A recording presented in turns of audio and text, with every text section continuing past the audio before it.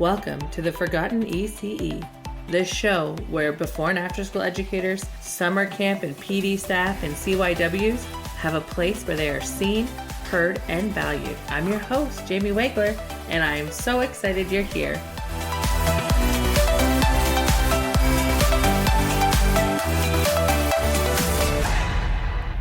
Hello, everyone! It's me, Jamie. Welcome back to the Forgotten ECE. If you have been following along with the last couple episodes, you know I've been conducting a series called Families at the Edges, exploring the real human professional work that happens in those overlooked spaces of before and after school care. In part 1, we talked about pickup. In part 2, we unpacked morning drop-off. And because I loved it so much, I decided that there should be a part 3.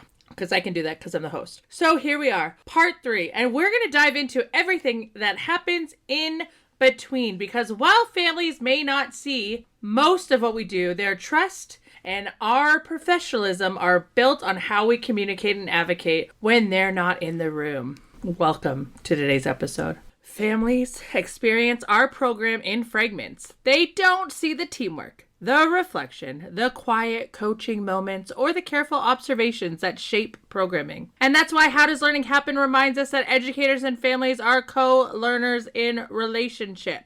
It's not just that we inform parents or families. We actually partner with them. And this partnership lives in the spaces between presents, the newsletter if you send one, the note home if you send one, the quick text or message updates, the posted photos, the documentation, or those learning stories pinned on the wall. It's also where professional identity is communicated. Every message, every caption, every tone choice says, "This is how we see your children. Hey, I'm here. This is how we see you. This is who we are as educators." I'm going to ground you in a little bit of facts because relationship-based practice isn't a warm and fuzzy add-on. It's actually evidence-based.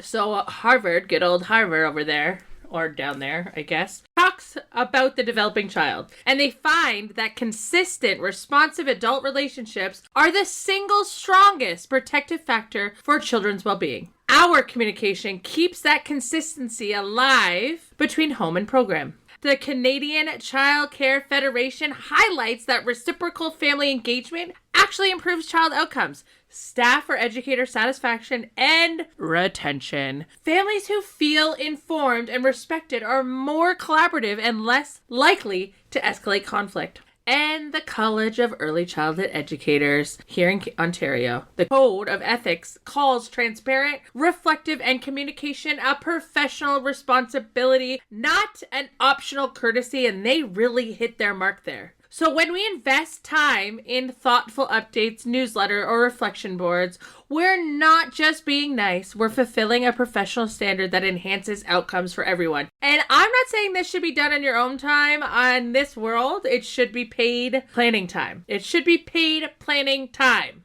But that's a fight for another day. And I'm here to advocate for it. So listen up, leaders. If you are listening, your before and after school educators deserve paid planning time. Please and thank you. Let's be real. Communication in before and after school programs often happens on the fly. We've talked about it twice. Emails get written between groups. Photos get posted at the end of a long day. But when we slow down and add intention, even the simplest message becomes relational. I want you to think about this quick test for any communication you're about to send out. Ask yourself these 3 questions before you send. Is it clear? No jargon, no assumptions. 2, is it kind? Your tone communicates care, or at least it should. And 3, is it complete? Does it close this loop, or does it leave the family wondering? Here's an example in a 1-sentence update. We've been exploring teamwork through group games. You'd be amazed at their problem solving today. This meets all 3. It's factual, it's kind, it's complete. And it dignifies both the educator and the child. There's also strength-based framing that should be taken into consideration because language shapes perception. So I want you to compare these for a second. First, they had issues focusing today. Or second, they found it challenging to stay focused, but showed persistence when supported. What do you think? I hope you thought the second one was better. If not, re-listen to them. Rewind That's not a rewind sound. I don't even know what that was. Okay. The second statement shows reflection and professionalism. It tells families their children are competent and you are an intentional partner, not a fault finder. I want you to consider when you're making documentation that it's advocacy. Because it's not just busy work, it's actual proof, visual proof of invisible care.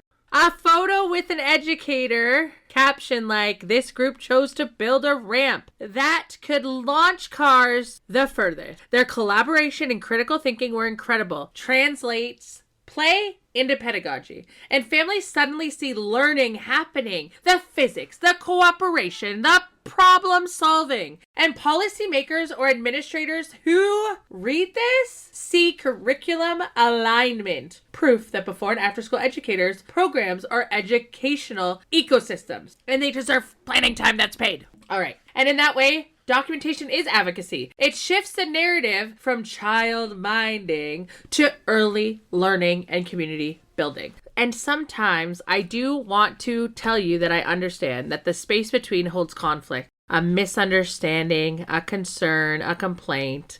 Professionally, how we handle those moments defines our credibility. Make sure you respond and don't react. Pause before replying to an emotional email. Regulate before resolution. It's easy to write an email as a reaction, but it's not going to get you anywhere. In your response, make sure you're acknowledging feelings first. I can hear that this was upsetting for you. Empathy really diffuses defensiveness. And keep it transparent and factual. Stick to what was observed and not interpreted. And then follow up personally if needed. A short phone call often resolves what 5 emails can't, because so much gets lost in translation via email. There's been research on family-school partnerships, and it shows that the tone of a response is the top predictor of whether a family remains cooperative after a conflict. And your calm professionalism becomes a protective factor for both the relationship and the child. All right, I want to touch a little on building culture, because connection beyond pickup isn't about volume, it is about values. So ask yourself a couple questions. Does our communication reflect our philosophy? Do families hear our core beliefs, belonging, well-being, engagement, expression, or whatever yours are from your center, in how we speak and write? And do we celebrate children's agency, or do we just manage the logistics of the day? The way we communicate is the culture of our program. If your tone is warm, inclusive, and reflective, families will mirror that back. Kill them with kindness. We know this. That's how strong communities grow, through consistent, value-driven communication. The bigger picture in all of this is we're representing the profession. Every message you send, even a quick one, represents the field. You're modeling what quality care looks like in school-age programming. When you write with intention, cite theory in staff emails, or share reflective documentation, you elevate not just your program, but the profession as a whole. And advocacy doesn't always look like rallies or strike or picketing. Sometimes it looks like an educator sending a thoughtful note that makes the family say, "Wow, they really know my child." That's a culture change, one inbox at a time. All right, before we close here today, I have some questions that I want you to take to your next team meeting or journal about if that's your go-to. 1, which family communications am I proud of and which make me cringe and why? Do your updates reflect both joy and learning? 3, how can our team ensure consistency in tone and values across all messages? And 4, what assumptions might families hold about our program? And how can our communication gently re-educate them? Again, I want you to know that reflection isn't self-criticism. It's how educators stay rooted in their purpose. In between the rush of drop-offs and the chaos of pickups lives this quiet, powerful space. The space where relationships grow through trust, communication, and care. What happens in this space defines how families see us, how children feel about us, and how the public view our work. So fill it with meaning, be intentional with your words, be generous with your understanding, and be proud. Because this invisible work is the architecture of belonging. Thank you for joining me for this 3-part journey through families at the edges. And as always, if this episode made you think differently about your own practice, share it with your team or even the families you serve, because when we communicate with authenticity and professionalism, everyone wins. You are not just teaching children, you're teaching the world what quality care looks like. You are setting the standards. And until next time, keep connecting, keep reflecting, and remember, you are not forgotten.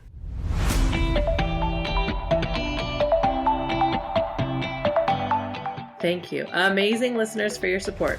Don't forget to follow me on Instagram at MissJamie_RECE. Give a star rating and leave a review. Have something you want to hear about in relation to before and after school programs or full day summer camp? DM me or comment. Again, thank you so much and happy learning.